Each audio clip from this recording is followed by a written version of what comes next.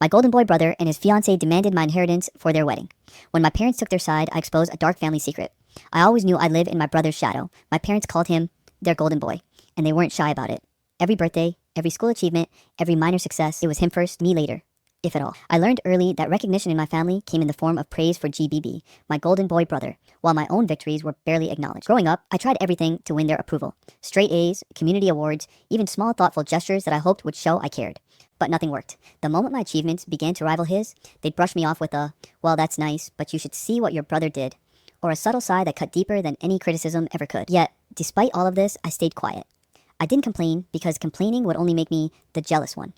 My brother, meanwhile, thrived. Charismatic, charming, effortlessly persuasive. He was everything I wasn't, and my parents made sure the world knew it. Then came the wedding announcement. It wasn't the engagement itself that shocked me. It was the demand. GBB's fiancée, a woman I barely knew but had already sized me up as the obstacle, sent a carefully worded message to my parents. She said that for their dream wedding, they needed my inheritance.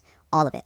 She phrased it delicately, like she was doing me a favor by giving me the opportunity to support the family celebration. I remember reading the email while my hands shook. This has to be a joke, I muttered, but my parents didn't laugh. Not even a little. You know, my mother said, smiling like she was trying to calm me. It's only fair. Your brother worked so hard and he's starting his life. He deserves our support. I froze. Support? They weren't asking for a loan. They were demanding my birthright. The savings, the investments, the small inheritance left by my grandfather, everything I had been promised for years was suddenly negotiable.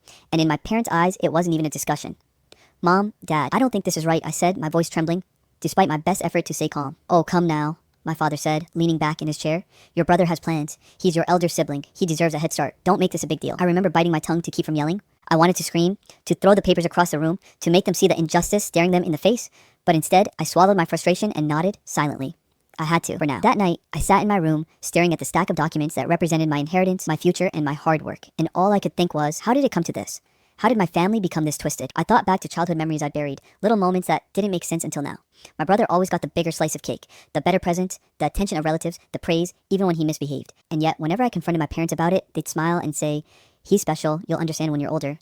Well, I was older now, and I understood more than I ever wanted to.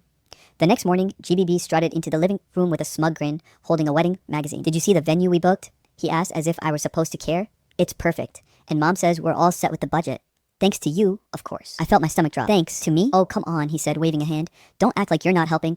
Family helps each other out, right? I forced a smile, though it felt more like a grimace. I could see the fiancé standing in the background, smiling at me with that fake, sweet expression that barely hid her satisfaction. They were enjoying this, both of them. And my parents? Silent. Their eyes darted away when I looked at them. They had made their choice. I retreated to my room that day, heart pounding, mind spinning. I couldn't accept this. I couldn't. But I also knew I needed to be smart. Exploding in anger wouldn't help me. I needed leverage. I needed information.